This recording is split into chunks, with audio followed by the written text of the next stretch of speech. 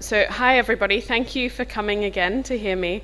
I'm conscious that I have quite a strong Australian accent, so sometimes it's a little bit difficult to understand me. So if there's any problems in terms of you not understanding what I'm saying, please put your hand up and let me know. Particularly in the workshops, I try and be quite informal. Often, if it allows, then I would come and sit with you and have a discussion, but unfortunately because of the filming, I have to be up here. But please do jump in. The idea is that this is not a lecture, it's different from this morning. So if you've got questions, put your hands up at the time and we can have a discussion about it. And if it's okay with you, the kind of structure that I've worked out is to talk through some case studies so that hopefully we can talk about some of the issues in managing women with diabetes in pregnancy. And the idea is that it's a two-way discussion, because I'm learning from many of you just here this week that there's often quite big differences in terms of the way that we manage these women in pregnancy. So I'd like to learn from you just as much as hopefully I can share something that's useful for you. But it only works if we go both ways, and if you are not afraid to let me know what you're thinking and put up your hands. Does that sound okay? Fine. The other thing is I've got a couple of case studies and a couple of things to talk about, but if there are any questions from this morning or any particular topics you'd like me to focus on, the idea is that this is useful as possible for you, so do just ask me and we can talk about something else instead. Okay? Yeah.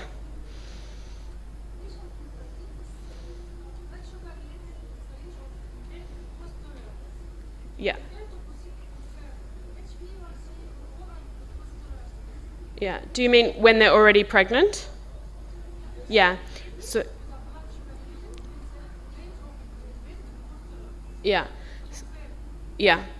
Yeah. So I think the question is if you have someone who's pregnant with the levels of impaired glucose tolerance, yeah, and what to do, whether to take an HbA1c or glucose tolerance test, and how you. Yeah. So is this somebody that had impaired glucose tolerance before they were pregnant? Or only once they're pregnant? She's pregnant, okay. So I would manage it slightly differently. If that was the problem before conception, then I would treat it like someone with type 2 diabetes, because it's likely to get worse in pregnancy. If this is a new problem in pregnancy, then it depends how you figured it out. Usually we would still do a glucose tolerance test, but with everybody who has a positive glucose tolerance test in our centre, we do an HbA1c as well. So we do both tests to give us an idea of how long the glucose disturbance has been. The range of impaired glucose tolerance outside of pregnancy, the range that we normally talk about, would be equivalent to gestational diabetes in pregnancy anyway. So any glycemic disturbance really becomes GDM in pregnancy anyway, so you would manage it the same way. Does that make sense? Answer your question? Fine. Okay, so let's get started then with the first case study. So this is a 39-year-old woman who came to us. She had one previous normal vaginal delivery and long-standing problems with fertility. Tried to get pregnant for a long time. In the end, she was successful with IVF, so this current pregnancy is an IVF pregnancy, and her BMI is 29, so fairly typical, at least in our centre. Many of the women are overweight. This is not an unusual story, right? So what information at this point would you like to know in terms of being able to decide what to do from here? Yeah, so some information about her previous pregnancy would be useful. Are there any specific things you might like to know? Yeah, so at the moment this woman does not have diabetes. So you want to know if she had GDM in the past pregnancy, yeah? Pardon? Family history of type 2 diabetes, presumably, yeah. Pardon? I'm sorry, I'm struggling to hear you a bit. I don't know if there's a microphone maybe. Previous diabetes with pregnancy, yes, sorry, yeah, absolutely. And the other thing I don't know if you remember from this morning is how big the baby was. Even if she did not have diabetes last time, if she had a big baby, then that's relevant. And sometimes people don't know exactly how much their baby's weighed, or they get it a bit wrong. So asking other things too, was there any problem getting baby out? Shoulder dystocia? Was it a cesarean section or a vaginal delivery? Those sorts of things, yeah? And whether the baby was okay afterwards. Fine. So here's some of that information. Her last pregnancy was 3 years ago. She did not have gestational diabetes, but she had a big baby, 4.1 kilos. She does have a bit of a family history, so her mother had diabetes in pregnancy. She's got 2 grandparents and an uncle with type 2 diabetes. Okay, so we talked this morning a little bit about the different types of screening programs. So I'm interested to hear from you. What would you do in terms of screening this woman?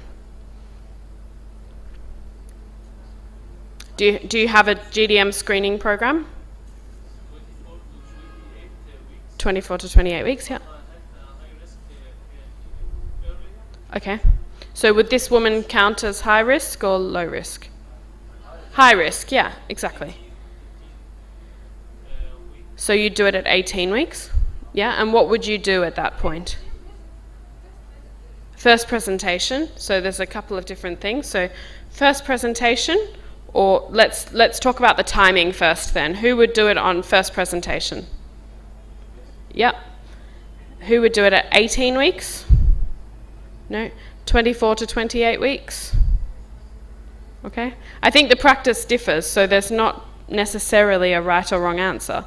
We would do it earlier, but then if it was negative at that point, we would repeat it at 24 to 28 weeks, yeah? And what about in terms of how we screen it? Would you do a fasting plasma glucose? No, HbA1c? Pardon? Or oral glucose tolerance test. Anybody do a glucose challenge test, which is a non-fasting? You would do a fasting. And does everybody have access to be able to do that for whichever patients they like? Yeah? It's possible to do that for every patient who is high risk like this? Yeah? Okay. Yeah. Yeah, exactly. Yeah. So, I mean, that's basically what we do. So we would do it at first presentation with a glucose tolerance test, and then if it was negative, we would repeat it at 24 to 28 weeks. But there's quite a lot of differing opinions. So some people would say do an HbA1c or a fasting glucose at booking, and that's it. And if that was normal, then they would do the 24 to 28 week oral glucose tolerance test. I think it depends on what resources are available at your centre. So not everybody has access to be able to do the full expensive 3 blood tests for every patient. Out of curiosity, do you screen everybody at 24 to 28 weeks or only those women at higher risk? All pregnant women. Great, yeah, that's what we do too. But it's not what's recommended in the UK. So our centre is a little bit different from the rest of the UK. Fine. So this was her oral glucose tolerance test results. Because we use the IA-DPSG criteria, she is diagnosed with gestational diabetes here. What does everybody think about that? Pardon?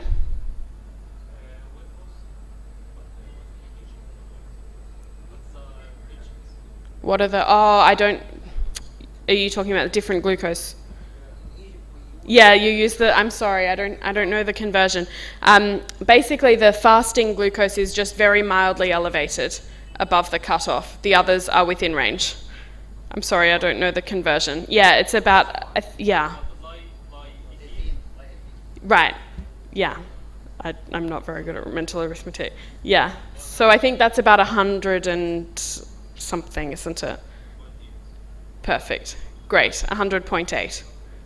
Perfect. Her fasting is 100.8. Thank you. And the other 2 are normal. Okay, but you can see that the 1 hour reading is almost 180. Yeah. So it's normal according to the criteria, but most pregnant women still would not have that rise. Yeah. So it's somewhere in between. But it's because, if you remember, we've chosen these cutoff criteria relatively arbitrary. Yeah, there's a continuous association between glucose and adverse outcomes. So we have to draw a line in the sand somewhere and say, this is normal, this is abnormal, and it's a bit of a guess. So this woman is probably, she's a bit on the borderline. Her fasting is a little bit too high. The other ones are close to the limit, but okay for now. So, yeah. They are. In pregnancy, though, that first reading classes as gestational diabetes. Yeah. So just one abnormal value means diabetes in pregnancy, but it's likely to go away afterwards, yeah. So what would you do at this stage? Assuming, even if you have slightly different criteria and this woman didn't have it, assume that she's diagnosed with gestational diabetes, but relatively mild. Lifestyle, yeah. So what sorts of things do you include in that discussion? It was 29, yeah. So diet, yeah, exactly. And what sorts of information do you give about diet? Is that something that you do yourselves as doctors, or do the dietitians do that? Nutritionists? Yeah. Does anybody know what's included on that sort of list or in that education? No. So you do it yourself? Right. So what sorts of information would you give?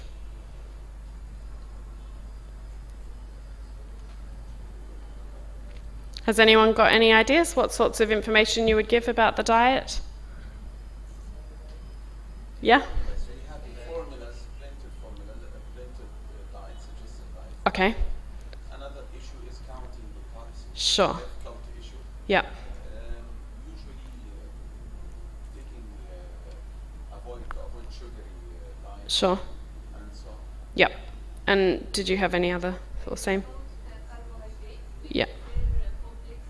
Yeah. Yeah. Yeah. Yeah. Yeah. Perfect. So that sounds fairly consistent. We don't, in our centre, we don't give a prescriptive diet, so we don't tell people exactly how much carbohydrate to eat with gestational diabetes. It's different from type 1 or type 2. We don't do that. We don't tell them which foods to eat either, but we give them broad instructions about how to modify their diet to be a bit more for it to be easier to manage their gestational diabetes. So one of the big things that we know is that breakfast is particularly poorly tolerated. So if you work with pregnant women, you see that as soon as they eat breakfast, their sugar's just high. And often that's the reason most women end up needing insulin or treatment other than diet, is that breakfast reading. So one of the things you can do there is, say, have a very small amount of carbohydrate, so one slice of bread or one small cracker or a small amount of rice with lots of other things, and then have a split breakfast, so an hour, 2 hours later have some more food. And that's one of the things that we fairly routinely advise women to do once they're diagnosed with GDM, because it keeps their sugars a little bit more stable. Okay. What about testing regime? How many times would you get them to test, and when? Before meals? Any other opinions? Everyone agrees then, before meals? No? After, 1 or 2 hours, 3 hours? 2 hours, yeah. Does everybody agree with that? So I think this, again, is something that differs quite a lot for in different centres and with different practitioners. What we do, and I can explain why, is that we get them to test 4 times per day. They test fasting reading before breakfast, and then 1 hour after each of breakfast, lunch and dinner. And the reason for that is, for most meals, the peak glucose concentration is 1 hour after. So there are different cut-off criteria. If you really want to stick to 2 hours, then it's important that you use different target glucose values compared to if you're using the 1 hour readings. But we tend to do 1 hour. And it also gives women a chance to, if they want to split their meals like that, they can eat a small meal, test 1 hour after, eat some more, test 1 hour after. It's a little bit easier to manage for most women than the 2 hours after. Yeah? We don't test before as well, so that's often a little bit controversial. Some people say we should be testing before, particularly if these women are on insulin, but we don't, because we only adjust the insulin doses based on the postprandial readings. We wouldn't do anything with the pre-meal readings, so we don't test it then. And often, because diabetes is new for these women, it's quite a big deal already to be testing 3 or 4 times a day. So to get them to test 7 times a day, like the women with pre-existing diabetes, is quite a big ask. And most of the time it's not needed, so it doesn't seem fair, especially if we're not going to use that information. Okay. So these are the readings from when she first had her education. She's had diet and lifestyle advice, and she's testing 4 times a day. I'm sorry, though, that's hard if you don't have the proper conversions. So these readings are all between 100 and 110 in the fasting category. All of the readings are under about 170, so that most of the readings after breakfast, lunch and dinner are in target, but particularly the one after breakfast is a little bit high. On maybe every second day is above the target. Okay, which is, the target is 140 1 hour after, yeah? So these ones are, some of them are slightly above, some of them slightly below 140, and the fasting is about 100, 110. Okay? Is that enough information for you to make a decision about what to do? Yeah. Yeah. So 140 is the cutoff. Yeah. Pardon? Yeah, they're higher. Yeah, so they're a little bit too high. Yeah. Exactly. So some of the time they're a bit too high. And the same after breakfast, but lunch and dinner are okay for now. All right, so what would you do at this point? What, metformin did you say? Yeah? Or basal insulin, yeah. So I was just having a chat with this gentleman here and saying that basal insulin seems to be the way to go. Is that right for most of you? Would that be your first step? Or metformin? Metformin. Okay, hands up for metformin. Right? And what dose would you use? What dose? Yeah. Start 500. Start low, gradually increase. Great. Yeah. Those of you who'd start on insulin, what would you do? What sort of insulin would you choose? 10 units. 10 units of Levemir. Breakfast or like in morning or at night? Night. Fine. Okay. Yeah. Anybody have any differing opinions about what you would do? Maybe mixed hard. Pardon? 6 units, and then you might increase, yeah. But still the Levemir? Yep. Yep. Actually, for starting with pregnant formula or basal insulin, Yeah. should we wait for 1 to 2 weeks? So it's a common thing is how long should we wait before we start to see whether the lifestyle things will work, right? Our general approach is we give the education about lifestyle as soon as possible, and then they come back 1 week afterwards. If they come back and they say, I'm making these changes step by step, I'm still learning, things are getting better, and you can see things are getting better, their sugar's coming down, then we give them a bit more time and they might get there. If they say, I was eating pretty well beforehand, I didn't really need to make any changes, I'm doing everything that I can, and their sugars are still high, then we just start treatment. Because in pregnancy you have such a finite time. You can't waste a couple of weeks. It's different, right, from outside of pregnancy. You don't want to waste another 2 weeks till they come back, or another 2 weeks after that, wait and see if this works. No. So you've got to be quite quick, saying, is that working? No. Okay, what's the next thing? So,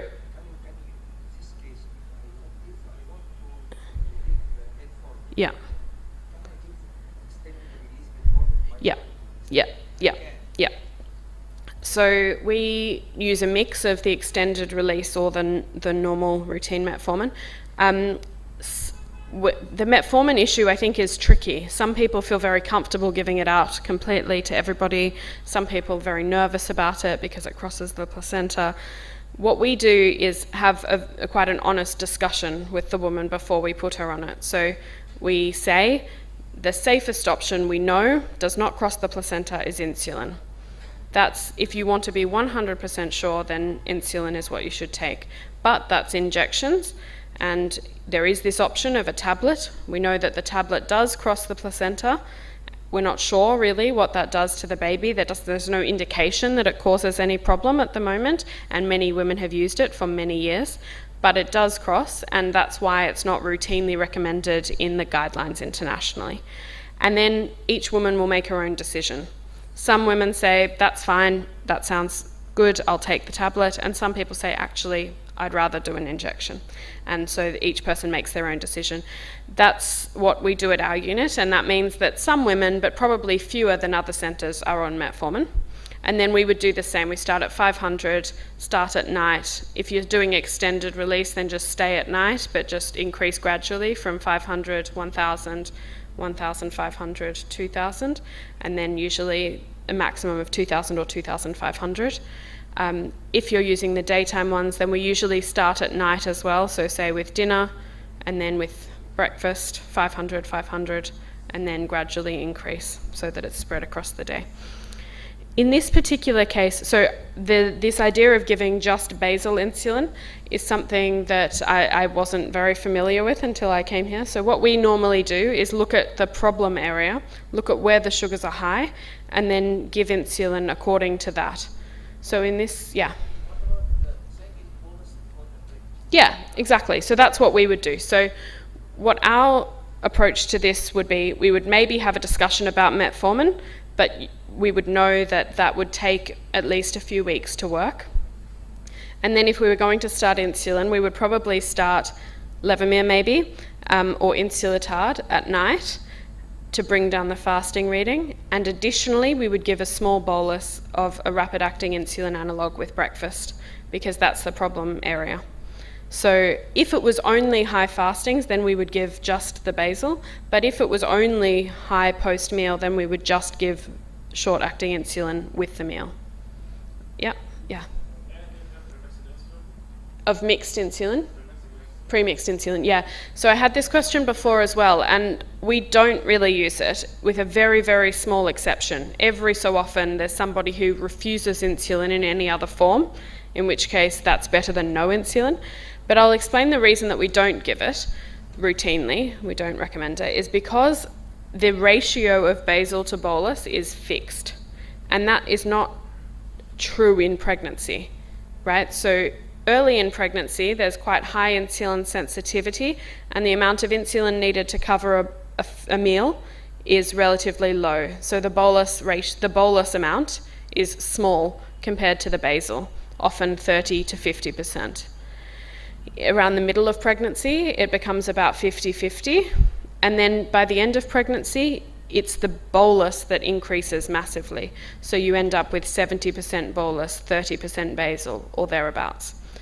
And because that ratio is changing across the course of the pregnancy, the basal insulin almost always stays relatively stable. If you look at physiological studies, basal requirements don't change. What changes is the carbohydrate metabolism and insulin. So you need to increase the boluses, but not the basal, which you can't do with mixed insulin. Does that make sense? So that's our kind of explanation. There are very occasionally women who we do use mixed insulin, but most of the time we just use basal bolus. But particularly with GDM, it doesn't mean that they need necessarily 4 injections a day. It might just be that they have one short-acting injection at breakfast, and that's it. That's the only insulin they're on, and that's quite common. In terms of dosing, people have different rules about how they start. We do it pretty simple so that everybody does the same. We usually start with 2 to 4 units of rapid-acting insulin with the meal when we're starting, and about 4 units of overnight of levomir or insulatard. So they're quite low doses, but because these women have not been on insulin, and often their sugars are relatively good actually, they're just abnormal for pregnancy, but they're not very high. So we start slow and then just titrate every couple of days as we need to. Yeah? Does anybody have any questions or comments on any of that? Any disagreements? You're allowed to. I know that it's not normal here, apparently. It's normal to just give the basal, is that right? Yeah? No? Okay. So we'll move on. So yeah, we've talked about which type of treatment we would offer, diet and lifestyle first, then think about metformin, and then maybe insulin. Fine. Does anybody give insulin pumps for women with gestational diabetes? Or just injections? Injections. Yeah, fine. Same with us. But in some parts of the world, they do give insulin pumps. So particularly in Southeast Asia, a lot of people with gestational diabetes end up with insulin pumps. But it's not really necessary, because we can see that from our data, if you manage well, if you're proactive managing gestational diabetes with injections and with metformin, then the complication rate is the same as the general obstetric population. So there's no need to spend more money, more time and effort doing very strict carbohydrate counting and insulin pumps. Fine. So this woman was started on insulin at 30 weeks gestation. She had insulatard or isophane insulin, 4 units at night, and then 2 units with breakfast, so in that same way that we described. And over the coming weeks, the next few weeks, the breakfast insulin dose started to increase, so she was on 8 units with breakfast in the morning, okay? But she was struggling because she was having hypoglycemia before lunch. So she was still going high, but she was having low blood sugars before lunch. What could we do about that?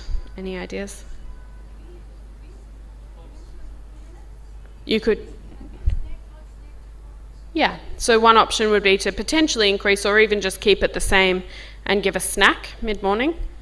Yep, that's a pretty common advice, I think, isn't it? Give some extra food mid-morning. Has anybody got any other ideas? Does anyone remember from anything I said this morning? Yeah, exactly. So shift the bolus before breakfast. So what we often do is, as the pregnancy progresses, we increase the time between when we give the injection or the bolus and the meal. So earlier on, particularly if we're using NovaRapid, insulin aspart and Lispro, we give it about 15 to 20 minutes before the meal at the start of pregnancy, but it becomes more sluggish as the pregnancy progresses. So yeah, so we go up to 45 minutes or 1 hour. But you don't do it suddenly. People are worried that it will cause a low blood sugar. You don't do it suddenly. So you say 15 minutes, okay, why don't we increase 20 minutes, 25 minutes, half an hour, 40 minutes, 45 minutes, an hour, whatever.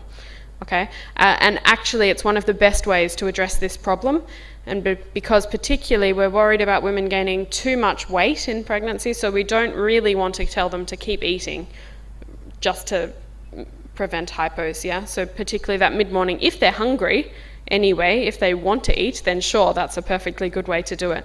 But we don't want people having to eat to counteract their insulin when you can fix it with timing a lot of the time. Yeah? Has anybody tried that themselves? Does anyone do that already? Change the bolus time? Yeah? Yeah. Do you think it's useful? Yeah. Good. Yeah. I'd really encourage you to give it a try if you haven't before, because a lot of people think they're skeptical or they think their patients won't like it or whatever, but actually once patients see that it works and they can eat a bit more even sometimes, then usually they come around to it.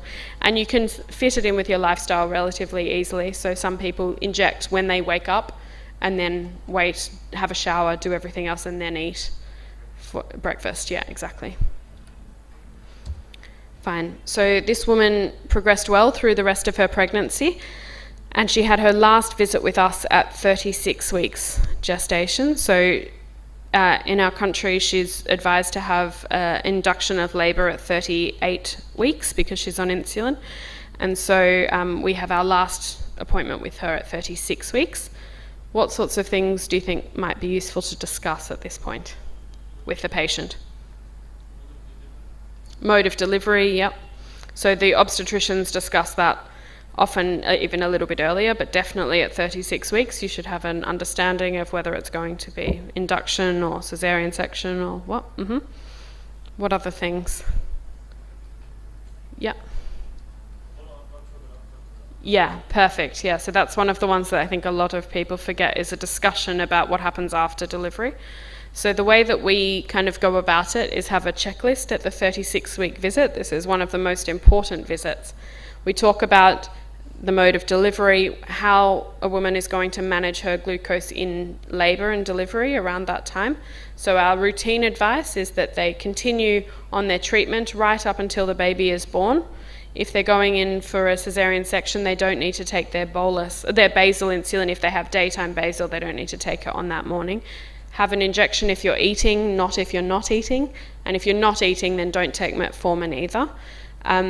But as soon as the baby is born, they can stop their testing, stop their insulin, and then 6 weeks afterwards or thereabouts, they have a repeat oral glucose tolerance test. Is that the same here?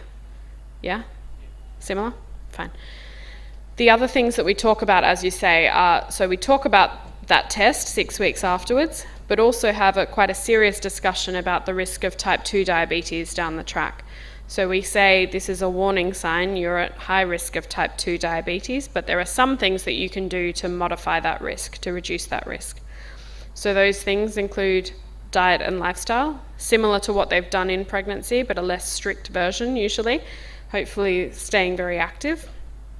Sometimes they can take metformin if they think that if they're at particularly high risk and if their doctor's okay with that. They can breastfeed, which is incredibly important. So at least in our centre, most women know that breastfeeding is helpful for the baby and for immunity. Some women know that it helps them lose weight after having their baby, but not many women know how important it is in terms of their own metabolic health. So we have that discussion as well and say that it halves their risk. If they can breastfeed for 3 months, it halves their risk of type 2 diabetes. So it's really important, and we try and offer them as much support as we possibly can so that they're able to breastfeed if they want to. Yeah. We also then talk about contraception or pregnancy planning. So after the 6-week follow-up visit, assuming their glucose tolerance test is normal, then we advise them to have a repeat glucose screen every year, and we often get them to time that with their child's birthday so that they remember to go to the doctor and have a check. And at different centres that will be either with a glucose tolerance test or with an HbA1c or with a fasting glucose, and there's not much evidence about which one's the best. But they should also have a test before they plan to get pregnant again. And if they unexpectedly find themselves pregnant, then they should tell somebody very quickly to try and get tested as soon as possible to see if they have diabetes again, because about 40% of them will have it again. Contraception, so that they can plan their pregnancies a bit more carefully and try and make sure that they're linked in with that and know that breastfeeding is not a safe, effective contraceptive method. So if they really want to prevent pregnancy, then they should be using a safe, effective form of contraception. Okay? Any questions on any of that? Yeah.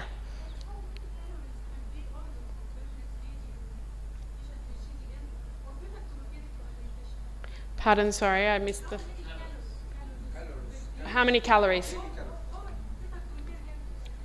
Yeah, so we don't give them a daily calorie limit at all. We don't talk about calories or about carbohydrates. We just talk about the types of foods that they eat. I think if we calculated it, it would be somewhere between 1,800 and 2,000 calories a day, but we don't count. So some women will have much more and some much less. It's a little bit difficult because obviously the women vary quite a lot in terms of their weight and in terms of what their diet was like beforehand. And I think there's also a difference in terms of the pathophysiology. So we have some women who are very obese and then have only mild glycemic disturbance, and other women who are quite thin but have really high blood sugars. And I think that's clear that there's something a bit different in those two scenarios. So having one very strict diet might not be the best option, and instead trying to tailor it to the individual woman. Some people are also very concerned about starvation ketones or having any urinary ketones at all. Our approach, and I think it's difficult because there's this theoretical understanding that high blood ketones can have a problem for the baby's brain, can cause neurodevelopmental problems or brain injury. The evidence for that is quite poor and quite mixed, and actually it looks like women who stay weight neutral or even lose a little bit of weight have perfectly healthy babies. So our general approach to that is to say, eat a healthy diet. If you lose weight, you will or don't gain weight according to your pregnancy, then you will obviously have some level of ketones, right? Because that's how the biology works. You will have some ketones from burning fat. If that is because you're restricting your diet so much to keep your blood sugars perfect and you're not eating any carbohydrate, then that's a problem. That's not a healthy thing to do for you or for your baby. If you're doing that by just cutting out Coca-Cola and chocolate bars, but you're still eating a perfectly healthy diet, then that's probably okay. So if someone comes to our clinic and is not gaining much weight, that doesn't mean we necessarily worry and change something dramatic, but what we do with everyone who doesn't gain weight or who loses weight after a period of time is have a discussion with them and see what they're doing, see how they feel about their diabetes. If they are having to work really hard and be hungry all the time in order to keep their glucose levels good, then we would say maybe it's time to start metformin or insulin so that you can eat a bit more because it's important for your baby to get good nutrition. If they say, oh, it's fine, I'm eating plenty of food, the same as you, but I just cut out all of the rubbish that I was eating before, then we let it go. Does that make sense? So it's a bit variable depending on the patient. Yeah. Newly diagnosed diabetic since the first trimester, can we consider here GDM? Yeah, good. The first month, Yeah. was the first time. Yeah. Did everybody hear that? So it was somebody who has newly diagnosed diabetes in the first trimester, very early pregnancy. Is that still GDM? And I think according to the global definitions, the WHO definitions, yes, any diabetes first diagnosed in pregnancy is gestational diabetes. But I think it's quite clear that that's something different, right? And that type 1 diabetes can be diagnosed obviously in pregnancy too. So it's something that needs to be in the back of your head, and you think, you need to be thinking of that. But in reality, for most of the time, you can treat the patients almost the same because you're managing their blood sugar levels. If someone has type 1 diabetes and you're giving them a bit of dietary advice and their sugar's still really high, then you would treat them just like you would any other person with gestational diabetes who had very high sugars. You would start them on insulin, right? If you had someone with run-of-the-mill gestational diabetes, which we do see occasionally actually very early in first trimester, but it goes away after pregnancy, it is gestational diabetes, but some sort of more severe form, then you do the same thing. If their sugars are high, after you've tried things, you give them insulin. So it doesn't necessarily matter so much what you call it in pregnancy. What's important is if you are worried that it might be type 1 or type 2 diabetes that's come on very early or that was there before they were pregnant and you just didn't know, then that you follow them up very carefully after delivery. Those might be the patients where you don't say stop everything after you've had your baby, and instead you keep blood sugar testing and decide if they need to continue on insulin at that point. The target blood sugar Yeah. is different whether it is gestational or it is diabetes associated with. Okay, they don't for us. We use the same targets for gestational diabetes, or yeah. So for us it doesn't. If you use different targets, then yeah, you might need to think about it. And also if you have, so at some centres I know they have different scanning regimens. So if you have pre-existing diabetes, you might get some extra scans or tests and things like that. So I think you've got to treat each case individually. These cases are rare, and often you have an understanding of if this is type 1 diabetes or MODY or something that you think is abnormal, it's not normal gestational diabetes, then you might treat that differently, but it will depend on the individual centre. And for us, because we use the same targets, it actually doesn't really change that much. We just keep a very close eye on them after delivery, and that's when we step and might change things, do extra investigations and things. The other thing is there does seem to be, which is not very well described because often just the way that studies are conducted, they're after 12 weeks. So they're once people know that they're pregnant, they've had their dating scan, and then we follow their glucose levels up after that.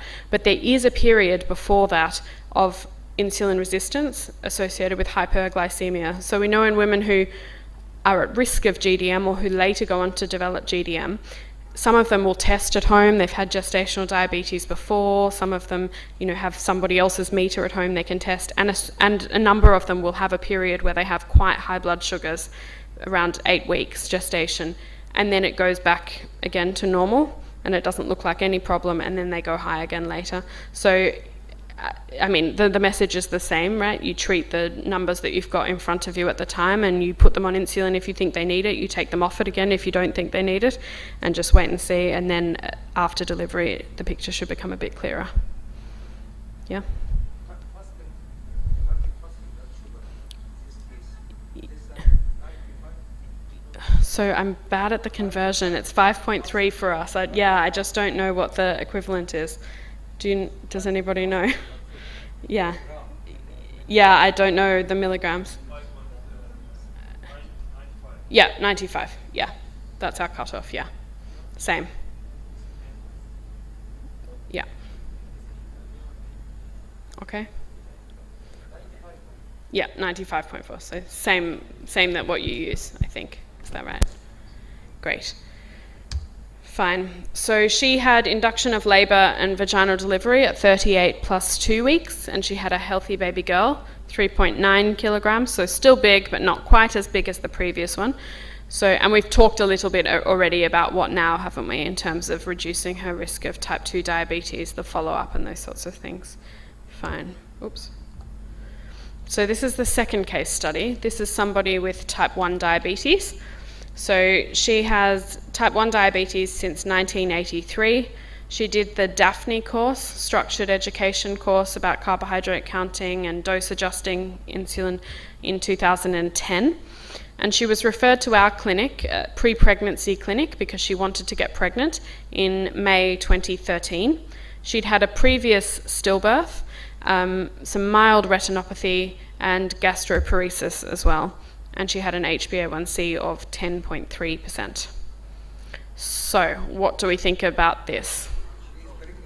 She's not pregnant. She's come to our pre-pregnancy counselling service. Yes. Yep. Yep, exactly. So, does everyone agree with that? Yeah. Try and control the diabetes first, yeah. Oh, you agree. Perfect. Good. We're all on the same page. Pardon? Okay. Yeah, so that's exactly what we would say. We would put her, if she's happy to go on contraception until she controls her blood glucose a bit better, controls the diabetes, but definitely try and avoid pregnancy until this situation is a little bit better. What other things would you talk about in this case? Ophthalmologist, yep, make sure she's getting her eye screening. Yeah, exactly. So what we would generally do is say stop all of the harmful medications, so you can stop ACE inhibitors, stop statins, talk about generally having diabetes in pregnancy, the fact the large majority of women have healthy pregnancies, but the way that we do that is trying to make sure that the diabetes is as well controlled as possible. And then we would normally set an HbA1c target and make sure, if we can, that she's on folic acid before she stops contraception. If she doesn't want to go on contraception at all, then make sure she's on folic acid, and we would still advise trying to not get pregnant until the HbA1c is better. Yeah? What do we think is a good target HbA1c for her? 6.5, yeah. So ideally 6.5, absolutely. How likely do you think it is that this woman is going to wait until she has an HbA1c of 6.5, given it's 10.3 now? Yeah. You think she can do it in 3 months? No, she can't, right? It's unrealistic. Sometimes women are happy to wait a year. They'll say, I'll put in a lot of effort for a year. But even in a year, maybe it will be easier if she's not taking her injections, not worried about it now, and she all of a sudden starts to worry. Maybe it will come down. But it's really difficult to, if your HbA1c is 10.3, to get it to 6.5 often seems like an unrealistic goal. So we often find that if there's these women with really poorly controlled diabetes, sometimes even higher, 13% or whatever, and you say you need to get it to 6.5 before we'll let you get pregnant, they just don't come back, right? They get pregnant themselves, don't come back. So it's about having a discussion, trying to make sure that it's realistic. The new guidelines say aim as close as possible to 6.5, but it doesn't necessarily have to be 6.5 before you stop it. So with someone like this, we would often say, why don't we aim for 7? Yeah, and let's do, or say, you give it your best go, let's get to 6.5. They come back in 3 or 6 months' time and they got to 7, and you say, you know what, I think that's okay. Let's say, fine, you can try. So it's about making sure that you have a balance, and so that we can keep women engaged and still wanting to come, even if you're giving them some messages about waiting, and make sure that they trust you and that they think it's realistic and possible. Fine. So we did all of that, and she got pregnant slightly before we anticipated, which happens a lot of the time. So we weren't quite at the level where we'd said go and get pregnant, but she did. So her HbA1c, when she first told us that she was pregnant, was 7.6%, so much better, significantly better than 10.3, but still a bit high. Those were her doses. She was on Humalog, Lispro, and Levemir. At 8 weeks gestation, she had to reduce the Levemir and the ratios because she was having a lot of hypos, which is quite common, obviously, in the early part of pregnancy. And she had been injecting after her meal, after eating, so she changed that. She was injecting before. We gave her some dietary advice, talked about the suggested distribution of carbohydrates, so 30 grams, 50 grams. And she was having the dawn phenomenon, so she was going to bed with a good blood glucose, having good blood glucose, but then it drifted up again before she woke up. So to combat that, she was waking up every night to give an injection at 3 a.m. and try and wake up in target.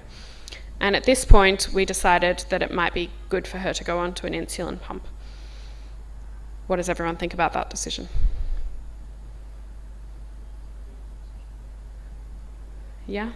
Do you have access to insulin pumps? Could you do that? Yeah. What do you mean by Humalog 2? So these are the ratios. So 2 units to 1 unit of carbohydrate, which is 10 grams, or 1.5 units of insulin.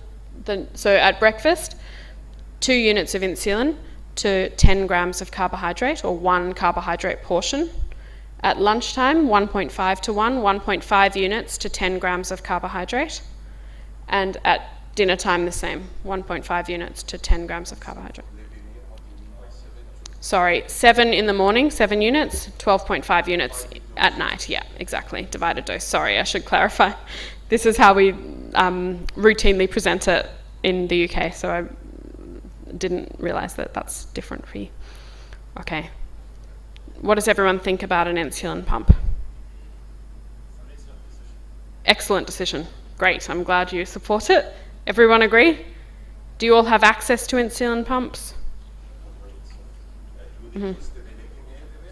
Yep. Yeah. Yes. 8 weeks gestation. So she was 8 weeks pregnant at that time. 8 weeks, yeah. So very early pregnancy. Yeah, grams. So she had 30 grams for breakfast, 30 grams as like a mid-morning snack, 50 for lunch and 50 for dinner. Yeah. Mm-hmm. Yeah, so some mixed opinions, I guess, on the pump. So I'll talk a little bit about insulin pumps. Are you, as a group, kind of confident using insulin pumps in general? Yeah? Do you use them routinely? No. Don't use them at all. You don't use pumps at all. Pardon?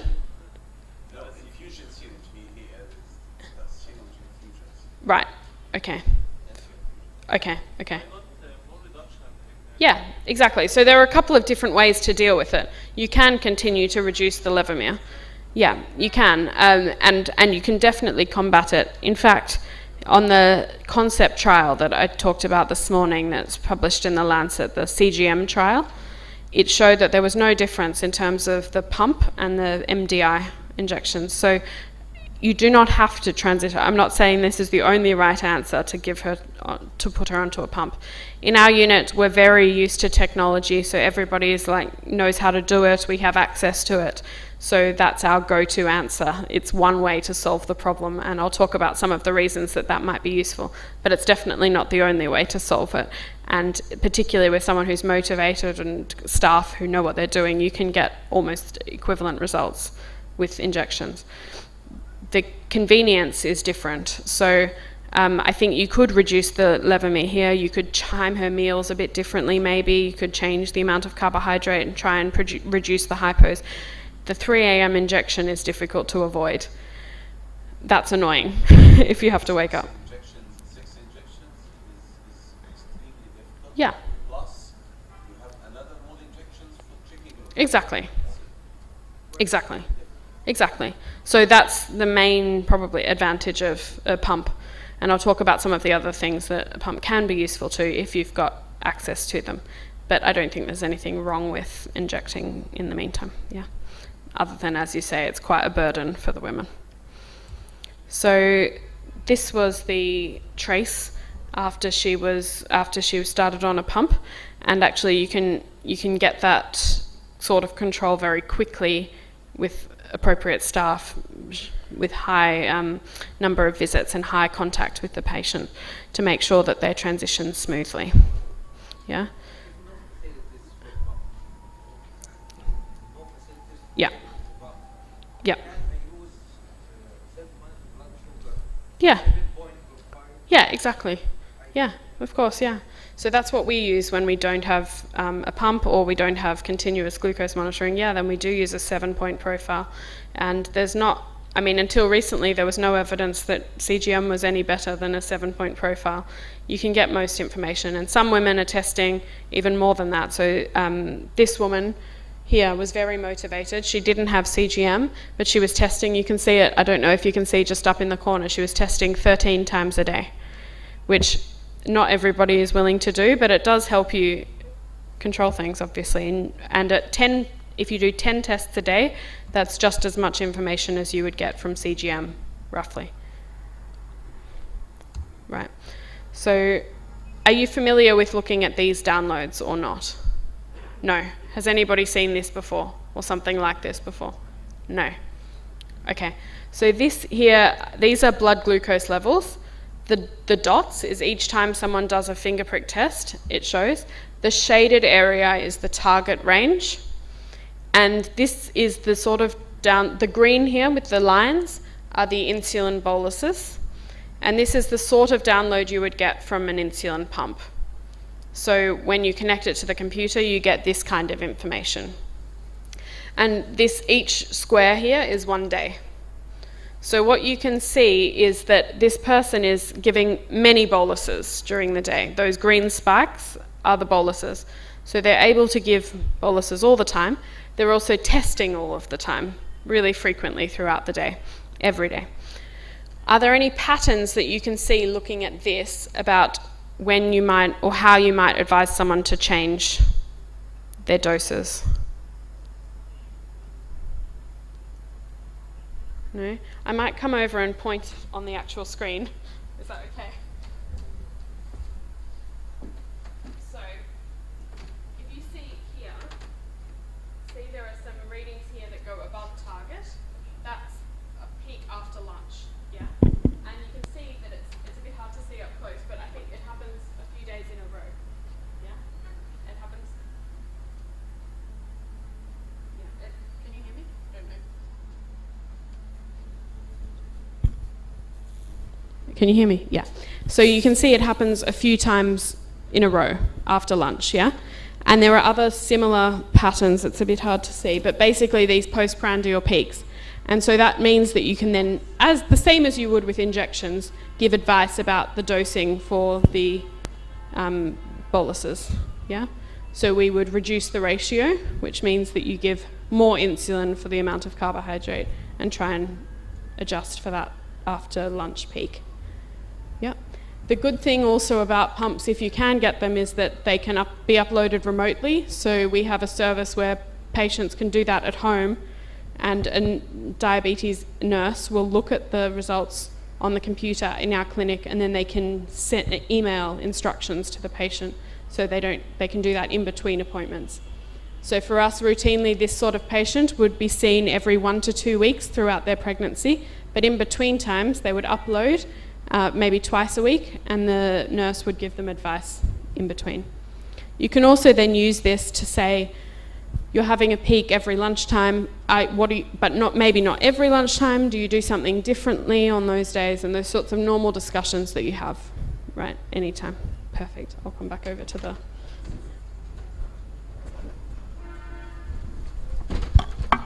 Sorry. Fine. Are there any questions about any of that? No? I'm just going to see that. Fine.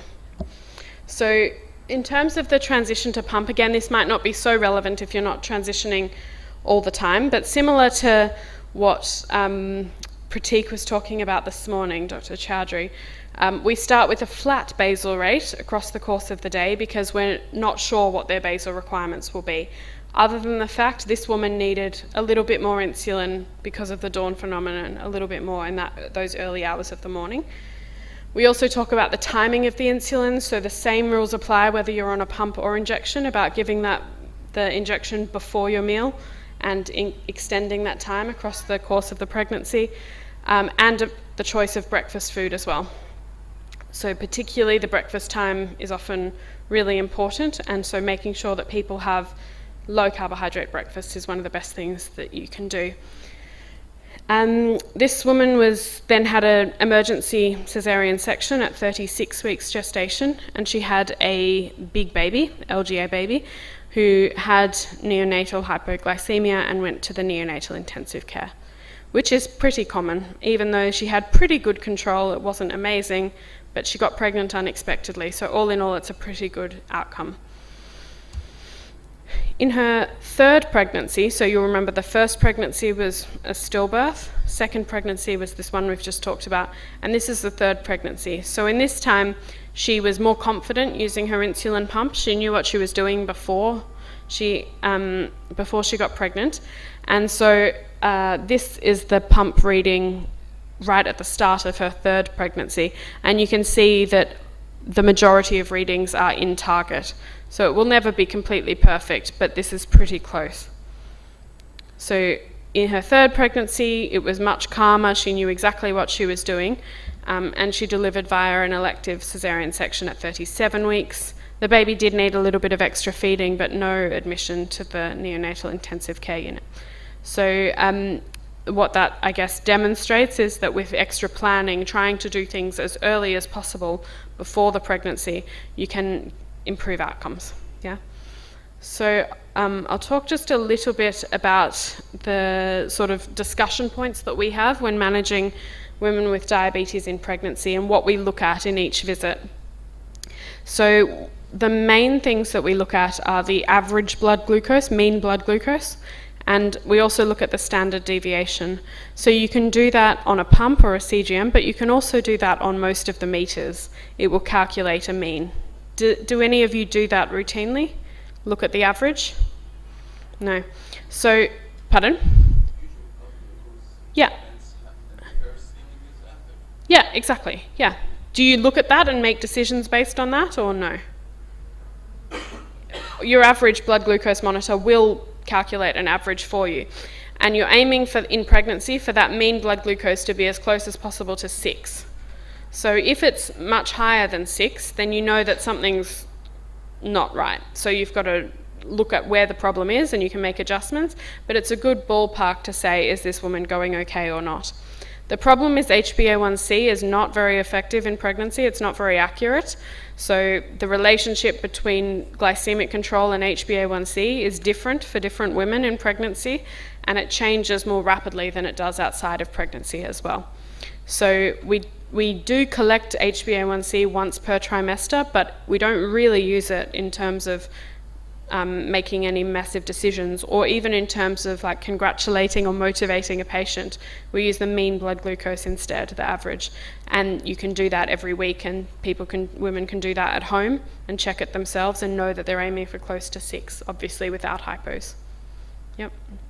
The standard deviation is also good because it gives us an indication of the variability, so whether the glucose is fluctuating all over the place and it's extremely different on different days, or whether it's fairly consistent. We talk about the frequency of testing. So at a minimum, women with pre-existing insulin-treated diabetes should be doing 7 tests a day, but often they need to do even more than that. So what we normally say is 7 as the baseline, but also any time that you think you need it. So once women get to know and manage their own diabetes, they know. For instance, sometimes overnight testing, sometimes if they're doing sports around those sorts of things, or if their sugar's high, then they'll start doing more testing, or if their sugar's low. We talk about the total daily dose of insulin. So as I was answering the question about mixed insulin before, we know that the basal stays relatively stable across the course of a pregnancy, but the bolus requirements increase quite substantially. And so giving women an idea of that, and that their insulin doses may double or even triple by the end of pregnancy, but most of that will come from bolus insulin, is useful, because otherwise women think that they're abnormal. They're not sure why their sugars their insulin requirement is going up so high, and they're having to give these massive injections of 40 units at a time, and that can be quite scary. They're worried about having hypos and things. So explaining that that's normal and that's what's to be expected right from the start of pregnancy can often help women adjust to that. Keeping an eye on the basal bolus split yourself at different appointments is useful as well. So if we see that we are increasing the basal a lot across the course of the pregnancy, we think maybe we're doing something wrong here. It seems like they need more basal, but is this really accurate? Maybe we should be giving them more bolus and less basal. And often even the basal requirement comes down across the course of the pregnancy because you have to reduce it in order to accommodate the really high boluses without hypos. We talk about hypos quite a lot and when they are likely to happen. So we know that they happen particularly in that first part of pregnancy between about 8 and 20 weeks gestation, and they can have different symptoms from what they have outside of pregnancy, and often no symptoms at all. We make sure that every woman knows how to treat their hypos, that they all have glucagon at home, and that their partners know how to give it, and that they're confident doing that. We also set up a range of things. So the number one cause of maternal death in women with diabetes is low blood sugars. And so there are a range of things that they can do to protect themselves. If they're having naps during the day, then we make sure that they set alarms for every half an hour and check their sugar. Make sure that somebody knows that they're having a nap so that they can come and check on them if they don't wake up, and those sorts of things. Because the majority of the women who die from low blood sugar, it's while they're napping in the middle of the day. It's not overnight. It's not, a massive insulin overdose. It's having a nap in the middle of the day. Often when nobody else is at home. So making sure that you put in safeguards to make sure that that's a safe thing to do is something that we talk about routinely with every woman who becomes pregnant. Ketone testing as well. Does everybody recommend blood ketone testing or urine ketone testing? Either? Checking acetone. Yeah. Not routinely checking. No. Ketones and blood. Yeah. Not available. Okay. Do women have access to urine sticks or, yeah. Okay. Ketone urine stick. Yeah. They are not reliable, exactly, but they're better than nothing. Yes, exactly. So that's the thing. So we don't recommend routine testing for ketones at all. So some, I know in Russia, I gave a similar talk and they said every day they get their women with type 1 every day to do a ketone test. I don't know why. We don't do that. So, but what we do say is if the glucose is above 10 for more than 2 hours, then they should do a ketone test. So ideally that is with a blood ketone meter, but if you don't have access to that, then a urine is better than nothing. And actually, having 4+ ketones on a urine stick is a sign that something's not right? And if you combine that 4+ ketones with a high blood sugar, then that person needs to get some insulin and go to hospital potentially. So making sure that women have instructions about how to manage high blood sugars and making sure that they're aware of the higher risk of DKA even at lower blood sugars in pregnancy is important, so that they go to hospital if they need to. If they're on a pump, we talk about pump failures, pump issues, and what to do. Make sure that they have injections as well in case any of the technology fails. We're also very lucky in our centre. We have a 24-hour phone number that they can call. So it's staffed by a diabetes specialist nurse, and 24 hours a day they can phone and ask for advice anytime, which is pretty amazing. And it means that a lot of women don't have to go to hospital, because if their sugar's a bit high and they're not really sure what to do, they can ring, get advice, and often, even if they have to call many times overnight, they can avoid going to hospital. So again, if that's an opportunity at your centre, then it's worth investigating and seeing if it's possible. Even though it seems like an expensive service or something that you might not be able to get, it saves quite a lot of money in terms of admissions, so it's worth having a discussion in your departments if that's something that you can do. This is just about pumps in pregnancy, less relevant if you're not, but maybe if you're not able to get them, but maybe in the future. Some of the things that we like about them are that you can meet the basal requirements more accurately. You get improved insulin delivery and absorption that is a bit more close to normal physiology. You can use the bolus calculators on an insulin pump and make very small adjustments to insulin doses, which means that we're able to get very tight blood glucose control during pregnancy, which isn't always possible with injections. And we get those pump downloads, which are actually very useful in the clinic to be able to look and see the patterns over time. It's also possible to reduce the incidence of hypoglycemia. So the pumps have facilities to use temporary basal rates. So if, for instance, you go and do some exercise, you can reduce the basal insulin by 20% or 30% and avoid hypoglycemia, which is obviously impossible with injections. Once you've given it, it's all in there. So you'll have to eat to compensate, whereas here you can actually take out basal insulin, which is a benefit. In terms of the best time to initiate pump therapy, if you're going to, ideally we would do that before pregnancy, so 6 to 12 months. We do it very quickly, more quickly than we would outside of pregnancy. You do it just in 1 or 2 days, transition them to the pump, and then have very close contact with them for the next few days afterwards. If you are transitioning them to a pump, particularly if it's new for you, then we have a fairly standard way of doing that. We take the total daily dose on injections, reduce it by 30% because pump therapy is more efficient, and then split it 50-50 into basal and bolus. We aim for the targets slightly higher, so I guess that's about 140, 150 for the first little while, so that they don't have too much hypoglycemia for the first 24 hours, and then we reduce it to the normal pregnancy targets after that. Yeah. In terms of labour and delivery, what's your kind of standard approach? Do women here go on IV insulin, intravenous insulin during labour and delivery, or injections? What do you normally do? Pardon?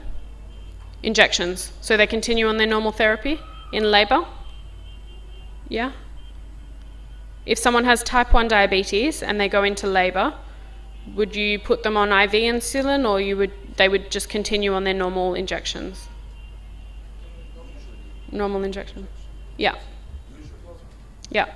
Okay, so that's uncommon, I think. Like in the UK, most women go onto IV insulin, but it's not actually as good as we wish it would be. The sliding scale is not very effective. So where we try and keep them on injections as well, as much as we can.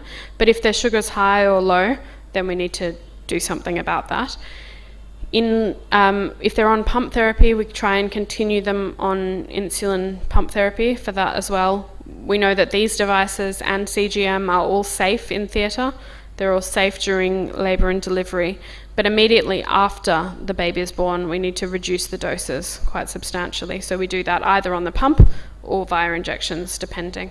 And our standard advice is that the first meal after delivery, they should not have any bolus insulin at all, because they're so at risk of hypos, so they can just eat, no insulin. We then usually give about 0.5 units per hour of a basal rate, or half of what they were on before. And then their ratios, carbohydrate ratios, of 1 to 12 to 15 grams of carbohydrate. Does that seem roughly similar to what you would advise? Yeah, a few nods. Okay, fine. So that's, they're the main case studies that I wanted to talk about. I've got a few other bits, but I wonder if it's better if we can just, we're almost out of time, it's 7:30 now, so if anyone's got any questions, maybe it's best if we do that. Any questions or comments, and then we can finish? 2 slides before this, I asked about why you are giving saline for the baby. Yeah, saline, yeah. So the kind of traditional thinking is that if you put someone on an insulin pump, it takes a little bit of training. So you need to make sure that they know how to use the pump and how to give themselves insulin, not to be dangerous. So we used to fill it with saline so that they can practice. They still give their injections. They're not going to make a mistake that's going to kill them, right? Just placebo. Yeah, placebo, exactly. Yeah, so that they get to use the function of the pump for 4 to 7 days, and then it's fine. Insulin calculation, you have total daily dose Yeah, on MDI. yeah. This is to switch. Yeah, so if you want to switch them from injections to pump, then you calculate all of their MDI doses together, basal and bolus, add it all up, total daily dose, minus 30%, divided half. Reducing 30% injections. Yeah, Injection, yeah. So say they were on 10, 10, 10, 30, that's 60 daily dose total. and so it will be 40. Yeah, exactly. Yeah, so it would be 40 units total on a pump, and you would split it 50-50. You would do 20 across the course of the basal, Yes. and 20 split between 3 meals for bolus. 107 to 8. Yeah, which is about 140, 150.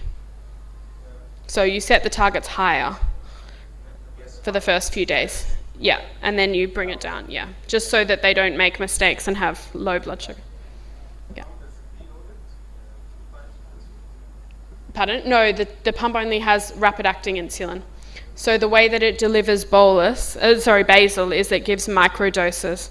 So every 5 minutes, it gives a very, very small dose of rapid-acting insulin. So that adds up to become your basal. Yeah. Yeah.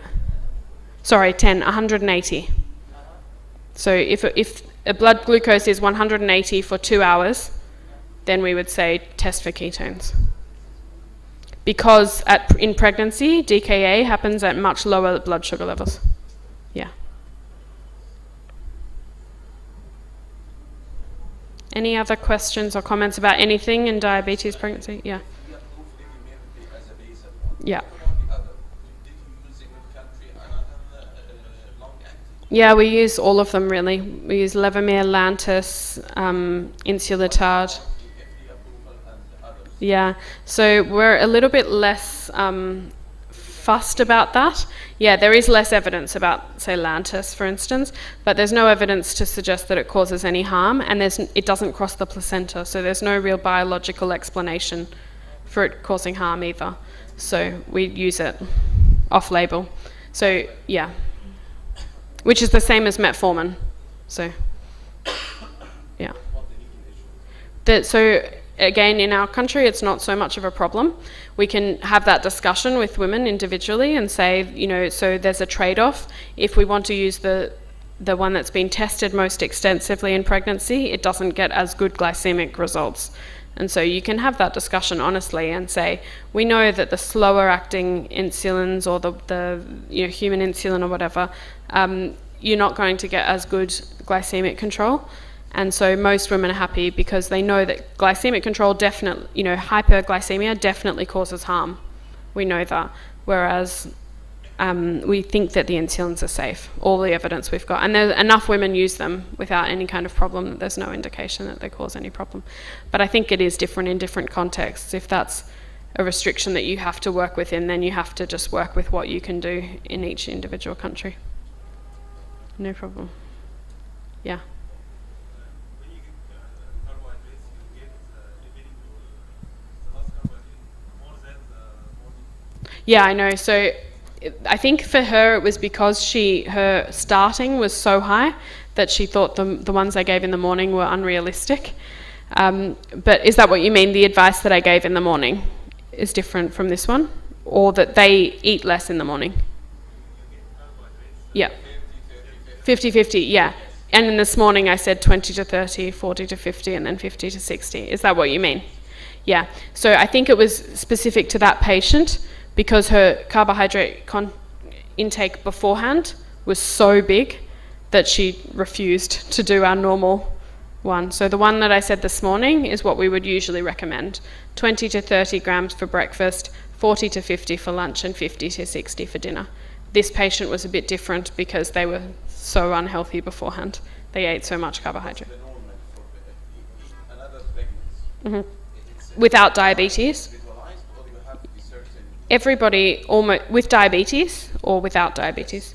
Yeah, everybody with diabetes, we pretty much say 20 to 30 for breakfast, 40 to 50 grams for lunch, and 50 to 60 grams for dinner. But with gestational diabetes, we're not very strict with the carbohydrate counting. So instead of teaching them to count carbohydrates, because we don't have so much time, we give them food ideas. So we say 20 to 30 grams, that's around one slice of bread. So you can have one slice of bread with egg and cheese or whatever. We talk about that rather than the carbohydrate allocations. With type 1 and 2, we talk about the carbohydrate allocations. Does that make sense? Bonus for the carbohydrate ratio is 2 to 1 for the breakfast. That was just for her. That is individual. The ratios are individual. Yeah. So do you have Daphne or some sort of structured program here? Ratios? We know about Yeah. that, But you don't have a... not implemented. Yeah. Do you have an equivalent? Anything like it? Could be individualized according to the clinical Yeah. needs in certain universities or the Yeah. hospitals. Yeah. Do people usually use ratios like this? Or they just have fixed doses? Usually in the children or in pediatric Yeah. Clinics, Mhm. he's starting to teach them Ratios, yeah. I think it's hard to change it all at once, isn't it? But over time, once these children become adults and adolescents, we'll have to get used to it. And I think actually in the long run, it's incredibly useful because it means that people can live much more normal lives and adjust their insulin themselves, even if they're eating completely different things on different days. So the ratios, I think, are really useful, but you can't teach it instantly. So it's worth, if you have an opportunity to even get the Daphne resources, there are other courses as well, similar, and you can read through them and then teach your patients if it's useful. But the talk Pratik did this morning gave some of the initial indications about how you calculate the first doses. Yeah, Dr. Chowdhury's doses were fine in terms of ratios. And then once you've got one that you start with, you just change it a little bit as you need to. Okay. Any other questions? Yeah. However, the previous knowledge about the time of administration of rapid-acting insulin Yeah. just before meal, Mhm. during or after meal, within a quarter of an hour. Yeah. Today morning, yes. Today morning, Yeah. I don't remember who was speaking about Yeah, it was Dr. Chowdhury as well. quarter of an hour. Yeah. Quarter of an hour before meal. Yeah. That's what we do as well. This is a New idea for you. for us. Yeah. Yeah, so it's because it takes some time for the insulin to absorb. And so, yeah, the onset of action is up to an hour. And so if you want it to act maximally, if you want it to be most effective, reducing that postprandial peak, then you need to give it earlier, because the insulin needs to be on board. It needs a head start because it's slow and the carbohydrate is quick. Yeah, so if you give it late, you'll just be constantly chasing. Yeah, so if outside of pregnancy, a quarter of an hour, 20 minutes before is fine. In pregnancy, that's fine for the start of pregnancy, and then by the end, you increase gradually up to 45 minutes before. Also, our previous speaking about not for analogs, about human insulin we use Yeah. half an hour at least. Yeah, so I think that would have to be even more. We're a bit out of practice with, Human short yeah, human insulin, but we are a bit out of practice. We don't use it quite as much anymore. I think I would start half an hour, and then if you were using it in pregnancy, I would do the same thing. I would gradually increase just by 10 minutes until it seems better matched. So you can look at the postprandial peak, and particularly that pattern of a high after meal reading and then a low before the next. Try making it 10 or 15 minutes earlier before the meal and see if it helps. And you can keep extending it.